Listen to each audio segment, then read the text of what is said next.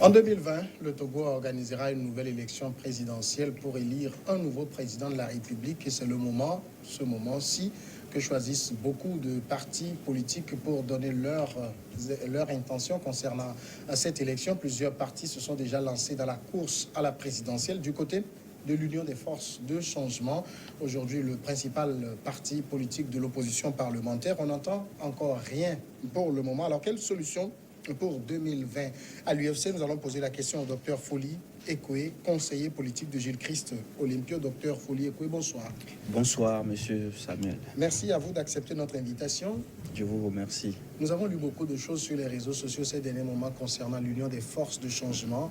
On a évoqué par-ci, par-là, que le parti traverserait une zone de turbulence. J'ai envie de vous demander, pour commencer, comment se porte l'Union des forces de changement? L'Union des forces de changement, en ligne générale, se porte bien. Dans les particularités, il y a de petites crises au sein de l'UFC et auxquelles nous sommes en train de nous atteler, à laquelle résolution nous sommes en train de nous atteler.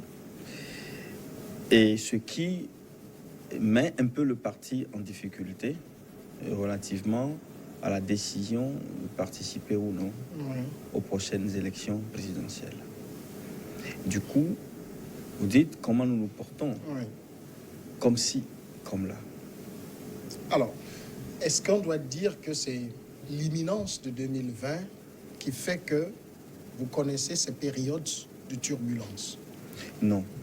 2020 ne sera qu'une étape qui reflétera davantage une situation de crise interne à notre parti. Je dirais que la crise remonte à 2010.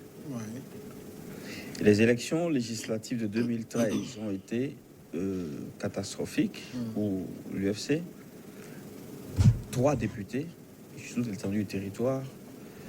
Et 2018, 7 députés avec en ligne de toile la crise que vous connaissez et qui a fini par, si on peut dire, abstention ou boycottage ou boycott de plein de partis politiques qui n'ont pas participé. Du coup, l'Union des forces de changement est toujours dans la phase de reconstruction.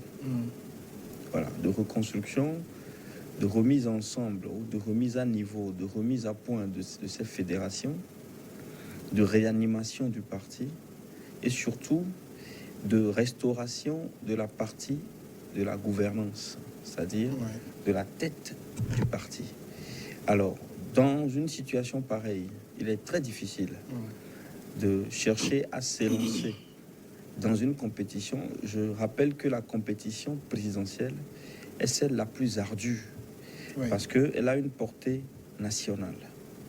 Et donc, seuls les partis qui ont réellement fait un travail sérieux dans la représentativité territoriale peuvent prétendre compétir sérieusement pour des présidentielles. Et au-delà de la force du parti, il y a aussi les hommes, les présidentiables. Tous les partis ont toujours des présidentiables. L'UFC aussi en a. Je ne dirais pas non, il y a plein de présidentiables à l'UFC.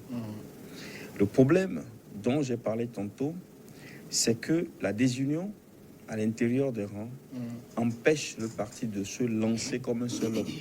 Je ne peux pas rentrer dans plus de détails, mais ce qui est important que l'opinion sache et qui explique a priori le mutisme de l'UFC jusqu'alors, c'est la situation de fébrilité interne du parti.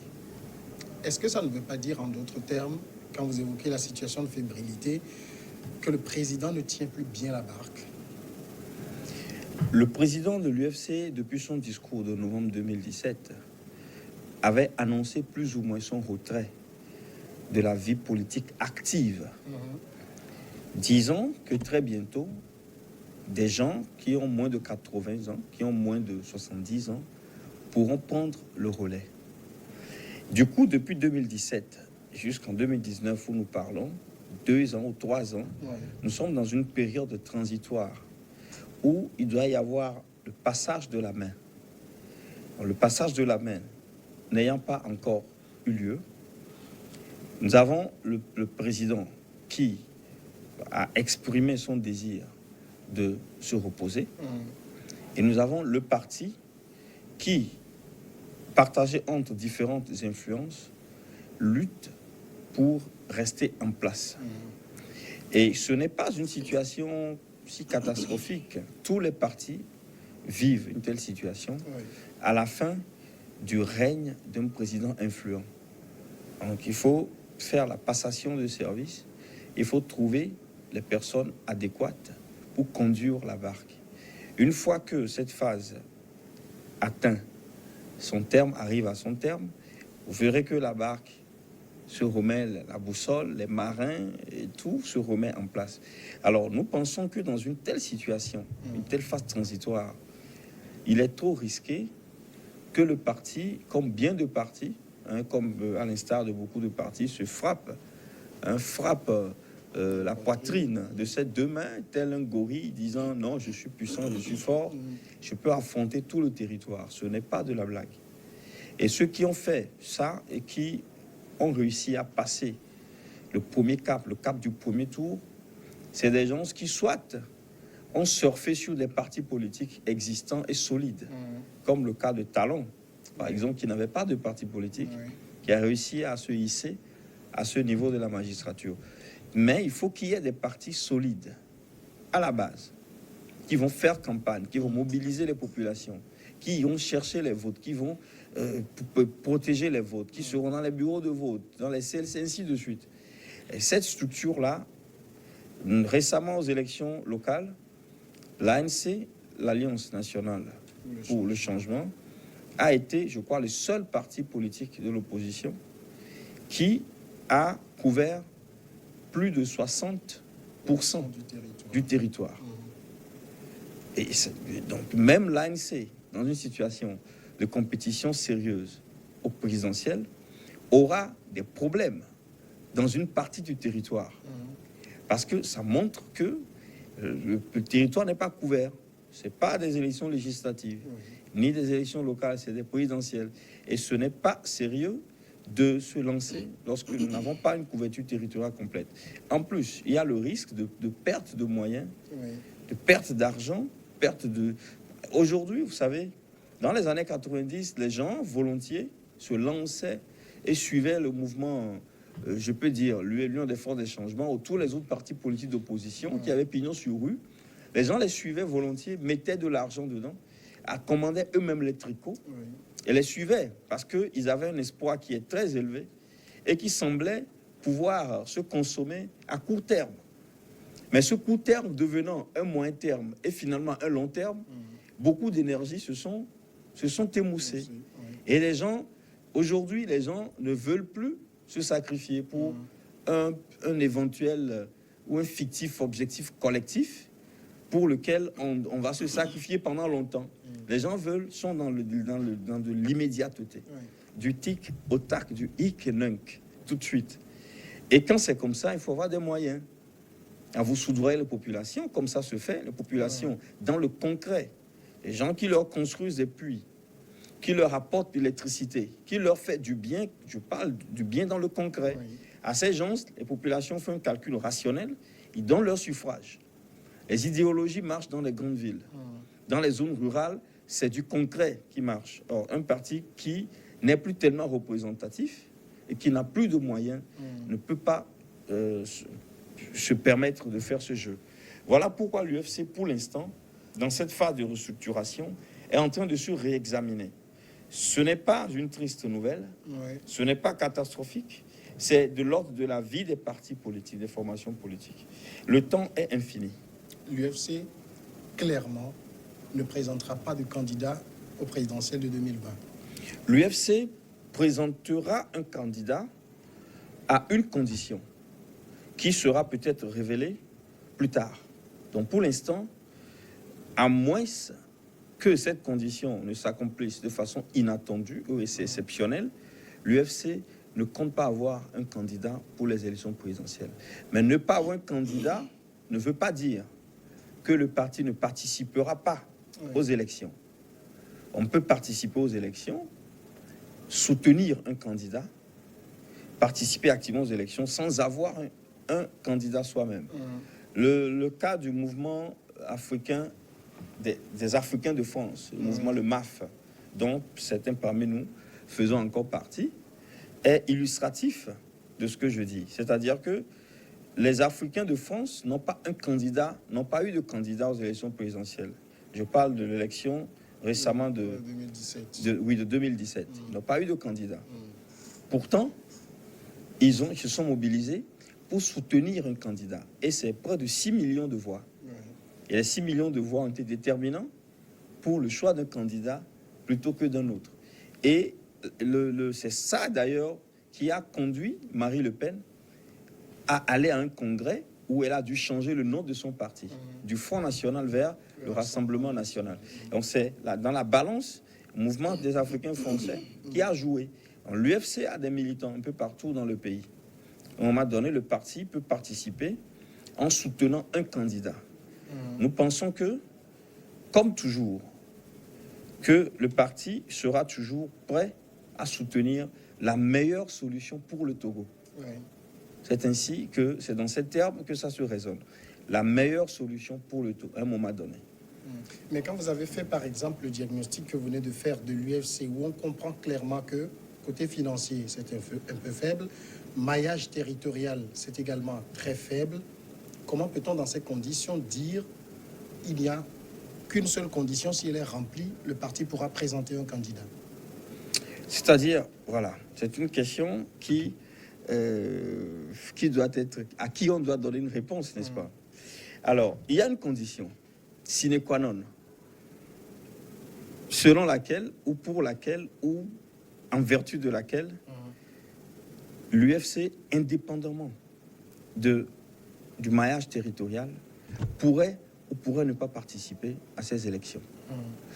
Cette condition dépend, ou bien elle est faite par l'analyse de la situation actuelle, du nombre de candidats qui vont à ces élections, de la résultante, parce que nous faisons un calcul. Il faut faire un calcul. Quand vous prenez un candidat comme Ekoé Gamessou, il n'a pas d'ancrage territorial. Du coup, il va se baser sur les forces sociales existantes. Quand vous prenez un parti comme UNIR, il a un maillage territorial complet. Un parti comme l'ANC, le maillage est partiel. Donc si déjà nous avons un parti comme l'ANC qui arrive un peu au-delà de Blita et qui devient faible après Blita jusqu'au Grand Nord, qui s'allie avec 3 ou 4 petits partis qui, eux, ont la capacité de couvrir le reste du Nord, alors nous avons une alliance qui complètement peut couvrir le territoire. Alors une telle situation va se présenter, puisque les candidats s'agitent actuellement et ils font des déclarations. Et donc, nous savons plus ou moins ceux qui iront, ceux qui n'iront pas. Nous connaissons leur assise nationale. Faisons nos calculs. Sur la base de ce qui va se passer, l'UFC pourrait, en dernière position, choisir d'aller ou de ne pas aller. Pour vous, aller, c'est-à-dire, ce n'est pas forcément de présenter quelqu'un, mais de soutenir quelqu'un. Oui. Voilà. Nous mettons dans le fait d'aller aux élections les deux dimensions. Soit soutenir quelqu'un ou une idée, ou soit présenter nous-mêmes un candidat. Ou l'un ou l'autre, ou les deux ensemble. À un moment donné, ce choix sera fait, sera communiqué à l'opinion publique, à l'opinion nationale. Pour l'instant, l'UFC garde son statut de chef de file de l'opposition, parti charnière, qui observe et qui n'intervient que lorsque cela vaut le coup d'intervenir. Nous sommes à 4 mois à peine des élections.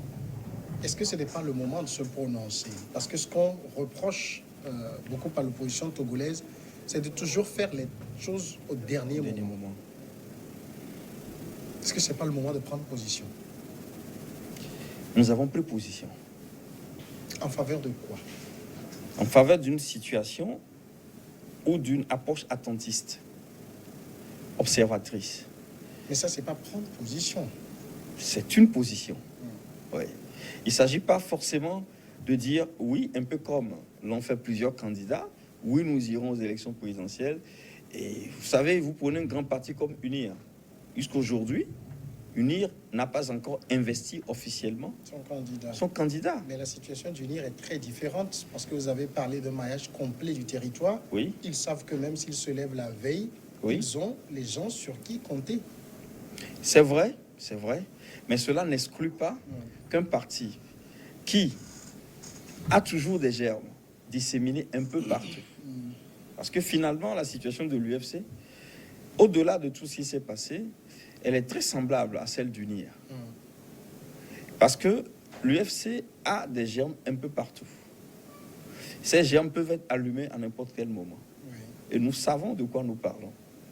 Donc, il ne s'agit pas pour nous de nous agiter ou de vouloir placer un candidat forcément. Il s'agit de voir comment évolue la situation globalement parlant. Et est-ce qu'une intervention une intervention peut être utile pour le pays, globalement parlant, ou sera inutile, ou sera contre-productive. C'est dans cette perspective que nous réfléchissons. Du coup, cela nous convient d'attendre et d'observer l'évolution de la situation. Surtout, ce qui nous intéresse, et cela a été déjà dit, c'est des élections présidentielles à 0 mort. Oui. Vous savez très bien la situation dans la sous-région. Aujourd'hui, le nord du Togo est très surveillé, non seulement par les services togolais, mais par les services français, américains, israéliens et autres, qui sont dans le Sahel. Et toute situation d'émeute ou insurrectionnelle non contrôlée dans le territoire pourrait prêter flanc et pourrait augmenter la vulnérabilité du territoire vis-à-vis du phénomène de l'extrémisme violent. Donc les élections, c'est bien. Les conditions dans lesquelles elles seront organisées, nous les observons.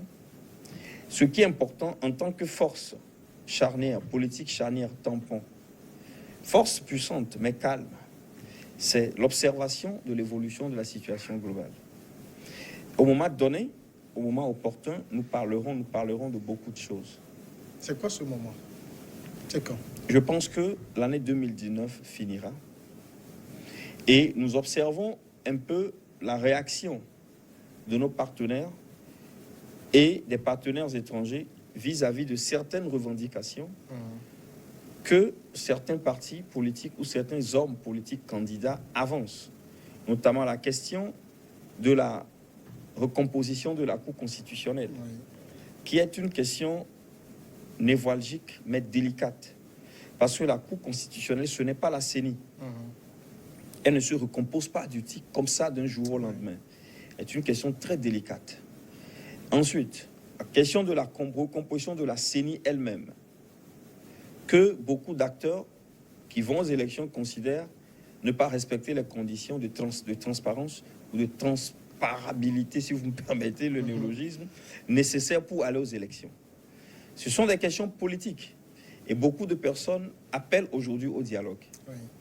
Que va-t-il se passer? Nous faisons, ce sont pour nous des indicateurs de conflit.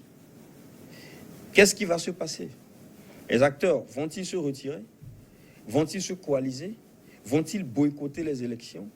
Vont-ils exiger que un dialogue soit effectivement ouvert pour qu'on revoie dans une optique purement politique les conditions d'organisation des élections? Il y a le président du MPDD qui en appelle aujourd'hui à l'ONU. Oui. Ça nous renvoie un peu à un épisode des années 50 où, bien entendu, le Togo est sous tutelle des Nations Unies. Mais aujourd'hui, on en appelle à l'ONU pour que les élections soient beaucoup plus transparentes. Il y a le CAR qui dit que la CENI doit être composée. L'ANC qui également fait des revendications dans ce sens concernant la Cour constitutionnelle, parce que la Cour constitutionnelle, certainement, sera l'organe arbitre. Oui. Et tout le monde veut que l'organe arbitre soit vraiment impartial. Si toutes ces questions ne sont pas gérées de façon intelligente et proactive, elles risquent de constituer ce qu'on appelle dans le cycle électoral les conflits c'est-à-dire la masse des conflits préélectoraux. Si ça ne se règle pas, au moindre problème, les gens vont manifester. Et au moindre problème, ça peut s'allumer à n'importe quel moment.